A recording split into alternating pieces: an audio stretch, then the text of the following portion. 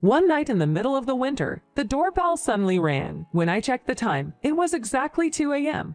I wondered who it could be at this hour. As I opened the door, I saw my next-door neighbor standing there, looking somewhat angry. We hadn't spoken much before, so I was both surprised and confused by her sudden appearance.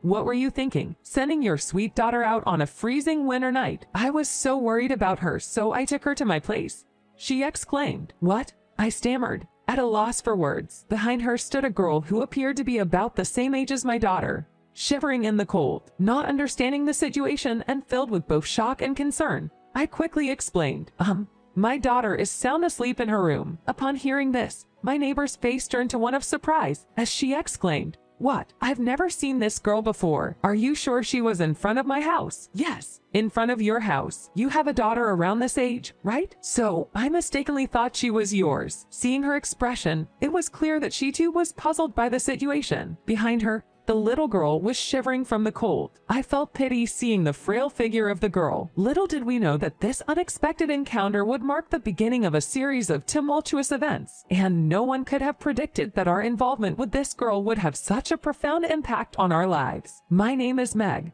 I'm a 31-year-old ordinary housewife. By the way, I've been in a relationship with my husband, Mike, since we were in university. We've been together since then and got married 5 years ago. 2 years later, our precious daughter, Nancy, was born. Speaking of our marriage, our parents were so happy that they even gifted us a detached house. It has a garden, and we absolutely love it. Playing with Nancy in the evening sun has become our daily routine. However, I have a little concern. It's about Mike's job. After we got married, he decided to change his career and started a new job. Since then, his life has dramatically changed, and he's been even busier. As he goes on his business trips more often, his chance to spend his time at home significantly decreases. He's genuinely a good person and the kind of guy who refuses to say no when someone asks him for a favor. Because of this, his supposed days off during the weekends often fly by as he ends up helping his colleagues. "Mike, will you always be this busy?" One day, I mustered up the courage to ask him. He replied, I guess so, but Nancy wants to spend more time with you. Can't you make some more time for her?" "Well, it's work. I have to support our lives, don't I? But I'm also working, and I can handle things around the house. Maybe you can take it a bit easier. Perhaps consider a job with more free time," I suggested. But he responded, "Please don't worry about my job." And that was the end of that conversation. Whenever Mike is busy, I'm the one taking care of Nancy and all the household chores. I enjoy my time with her because she's so lovely. I can't help but feel exhausted, and I always wish for more time together as a couple. As winter approached, the air became biting cold. That night, the cold intensified so much that our breath turned white in the air. Mike was away on a business trip, leaving just Nancy and me at home. Cuddling in our warm blankets, I stroked Nancy's head as she drifted to sleep, then slid in next to her, intending to sleep as well. As I listened to the wind outside the window and was about to drift off, the doorbell suddenly rang. Glancing at the clock, it read 2 a.m. Who could it be at this hour? Approaching the door with anxiety, I peeked through the peephole to see my neighbor, who looked visibly upset. We weren't particularly close, just exchanging greetings occasionally, so her sudden appearance surprised me. "What were you thinking, sending your lovely daughter out on this freezing winter night?" I was so worried about her, so I took her to my place. "What?" I was at a loss for words, staring incredulously at her. Behind her stood a girl about Nancy's age, shivering and looking very cold. Confused and a mix of surprise and concern, I quickly explained, my daughter is sound asleep in her room." Upon hearing this, her eyes widened in astonishment, exclaiming, "What? Are you sure she was in front of my house? I've never seen this girl before." "Yes, right in front of your house. You have a daughter about this age, don't you? That's why I got confused." With a slightly guilty expression, the neighbor said, "Please take care of her," and hurriedly left. Taking a deep breath to calm myself, I knelt down to talk to the little girl. "What's your name?" I asked gently, taking her hand. She gripped my hand firmly, her fingers cold to the touch. "Katie," she whispered her name, her eyes tearing up as she looked at me. I squeezed her cold hand reassuringly. "Can you tell me where you came from?" "They told me to stay here." There was so much I wanted to ask her, but I just then realized she was shivering in light clothing despite the winter cold, her hair messy and unkempt. "It's okay, Katie. Let's go inside first," I said, inviting her into my home. "How old are you, Katie?" "I'm 4, she replied in a soft voice. I was taken aback. Looking at Katie, I thought she was about the same age as Nancy. My daughter had just turned 3. But Katie seemed unusually too tiny for her age. Not only was she petite, but she also looked malnourished, leading me to believe she probably wasn't getting proper meals. Why would such a lovely child be outside my house in the middle of the night? There must be some problems. I was torn about what to do. Deep down, I wanted to help Katie, but I couldn't just make decisions about a child I knew nothing about. Perhaps consulting the police was the best option. Katie, please wait a moment. I'll make you some warm milk, I told her, heading to the kitchen. As I prepared the hot milk, I called the police and explained the late-night situation. Despite the hour, they assured me they'd arrive promptly. Watching Katie's tiny hands grip the cup as she sipped the milk brought me a moment of relief. Soon after, the police arrived. Initially, they were suspicious of me and my relationship with Katie. However, after repeatedly explaining the situation, they understood. In the end, they decided to take Katie into protective custody. Even as I lay in bed, my mind was filled with thoughts of Katie. I figured I should at least let Mike, who was on a business trip, know about tonight's event. So I sent him a message. I was awakened early the next morning by the ring of my phone. Rushing to answer, as expected, it was from Mike. Why did you hand that child over to the police? His voice sounded very panicked. What do you mean? Mike, she was a stranger. It seemed like the right thing to do, but she's just a little girl. How could you? Mike cut me off, yelling. I was growing even more confused. Mike, do you know something? I could hear his heavy breathing over the phone. After a brief silence, he slowly began to explain. According to Mike, Katie seems to be the child of a friend he knows. That friend had apparently fallen ill and suddenly went missing. Therefore, Mike had decided to take care of her. What? Why would you do such a thing? I exclaimed in surprise. Mike replied with a slightly troubled expression. I couldn't just leave her alone. I thought if I brought her home, you'd be kind to her. What? You said you were on a business trip. How could you leave such a small child alone on a cold night like that? I can't believe it. I couldn't hide my anger. I pressed the intercom and told her to go inside. I never thought she would wait outside until late at night, he defended. Hearing Mike's words that sounded like excuses, my head started to ache, given that I had barely slept the previous night. The pain was intensifying. What have you done? Just come back and explain everything. I have no idea what's going on, I said, feeling tears well up, and hung up the phone. In the evening, when I returned home with Nancy and entered the room, I was surprised to find Katie sleeping on the sofa. Next to her, Mike sat silently. Mike, why is Katie here? I asked in astonishment, to which he replied as if it was obvious. I took her in. I spoke to the police and brought her back home. What? Why? Shh. Keep it down. Katie is sleeping. We left Katie, who was sleeping, and Nancy, who was engrossed in playing alone, and moved to the next room. There, I finally had Mike explain how things came to this. Who exactly is that girl? Katie, like I said, she's a child of an acquaintance. A friend of mine, Mike replied while looking down, seemingly anxious. I pressed further. Hey, where are Katie's parents? Well, her mother is gone, and her father. I think he mentioned he's hospitalized somewhere. His response sounded hesitant, as if he was hiding something. I sighed deeply. What do you intend by having us look after Katie? I thought she could spend some time with you and Nancy. What do you think?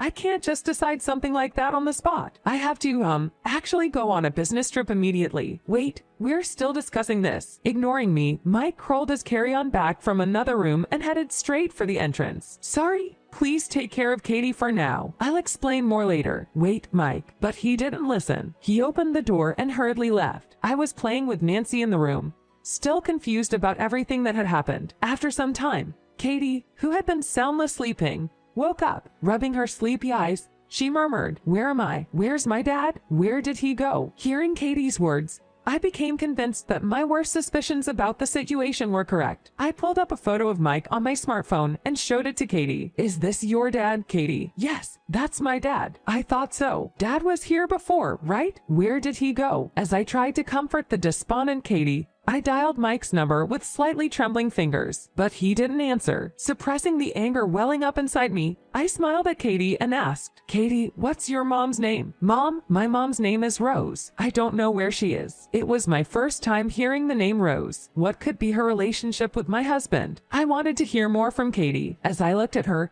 I noticed something on her face. I reached out with a wet tissue to wipe it off for her, but Katie flinched. shrugging her shoulders and covering her face with her hands. I'm sorry.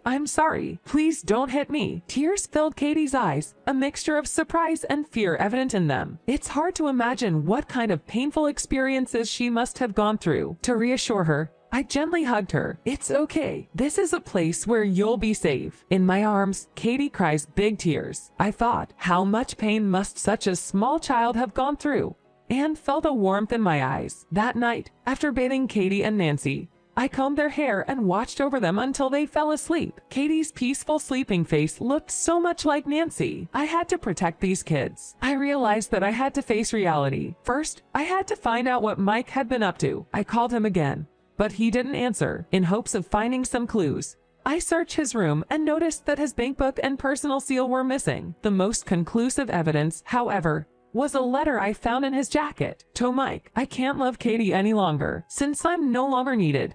If you aren't going to divorce your wife, you can have her. I'm starting a new life in a new place. I love you, Rose. After reading the letter, I felt as if the ground beneath me was collapsing. I called Mike again, but this time, all I heard was a voice message saying, "The number you've dialed is not working." I can't believe it, I muttered and instinctively crouched down. From that day on, Mike disappeared from our lives. Time slowly passed, and before I knew it, 7 years had gone by. Since the day Mike disappeared, I had not received anything from him. As for Katie, she was initially sent to a child welfare institution, but her presence always lingered in my heart. I truly wanted to welcome her as a member of our family. With that thought, I decided to adopt Katie. Katie and Nancy have been getting along as if they've been together since birth, living every day with smiles and laughter. At some point, the two started creating children's videos. Their adorable appearances and the fun content quickly gained popularity, and in no time, fans gathered. They became widely known by the community and even appeared on TV and magazines. I, as their biggest supporter,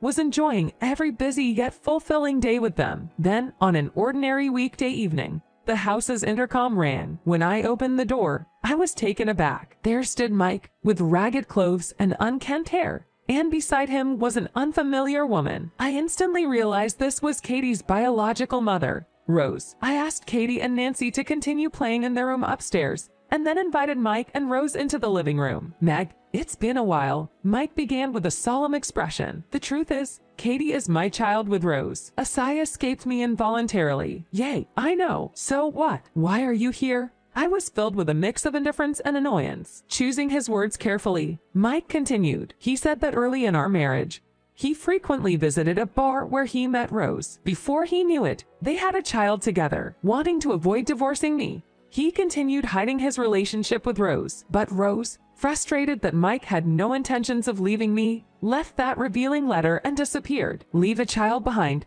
Mike, seemingly at a loss, had abandoned his child at my place and hastily went after Rose. While my face remained calm, I was seething inside. So, that's it. That's all you came to say. Fine, can you please leave now? I tried to keep my voice gentle, pushing for them to depart. Mike, on the verge of tears, knelt down in front of me. Meg, please, can you give Katie back to us? What are you talking about? For the first time, Rose, who had been silent till now, spoke up. I saw on TV that Katie has become a very famous YouTuber. Friends told me to. Isn't she making a lot of money? What's that got to do with anything? Well, we're struggling a bit financially. We thought if Katie came back, everyone would be happier. Apparently, they'd found out about Katie's success and came to get her back, thinking of the monetary gains. After once declaring she was unwanted, now they demand her back. She is my daughter, our family, and you come back after all this time. Just stop it, I shouted at them. Rose's eyes flared in anger. Katie is my child. I gave birth to her. I want to live with my real daughter. You should have thought of that earlier. Leave now, you old hag. As Rose lunged at me, Katie stepped in between, pushing her mother away. Rose, while on the ground, looked at Katie and spoke in a soft voice. Katie, it's been a while. Remember me? I'm your real mother. Tears sparkled in Katie's eyes, but her voice was firm. That doesn't matter. My real mother is right here. My true family. Hearing that, Mike, with a slightly troubled expression, said, Katie, won't you come back with your real parents? You'll surely be happier with us. You've said it yourself. You're not like any parent to me. Do you plan on pretending you don't remember the terrible things you did to me? Just go away already. I held the trembling, teary-eyed Katie close to me, comforting her. Rose had written to Mike long ago. You left Katie alone in the cold dead of winter and didn't contact her for years. And now you suddenly want to act like her parents. Just stop it already. Yes, we abandoned her, Mike admitted with a desperate look and shaky voice. But we've changed now. Please, give her back to us. I took a deep breath and replied coldly, that's impossible. Legally, I am her parent now. What do you mean? I adopted her. Katie is my daughter now. Rose's eyes widened in shock. Ignoring her, Mike, looking more desperate, suggested, then we can start over. I'll break up with Rose. Let's begin a new life with the four of us. What? What are you talking about? Rose exclaimed in disbelief. Ignoring her again, Mike grabbed my hand, pleading, please, let's make it right this time. Meg, you remember, right? Our times together back then. Let's get back that happiness. I was truly taken aback. I answered with a bitter smile. You know, Mike, we divorced a long time ago. Mike was dumbfounded, his mouth agape. After you disappeared, I filed for divorce 3 years later. We're no longer husband and wife. No way. I turned my gaze from the stunned Mike to Rose beside him and declared, so both of you will have to take responsibility for abandoning Katie. Just then, the sound of sirens could be heard from outside. It seemed Nancy, worried about the situation, had called the police. It seems the police are here. Now, both of you, don't ever show up in front of us again. Don't disrupt the life of us three anymore. Hey, Meg,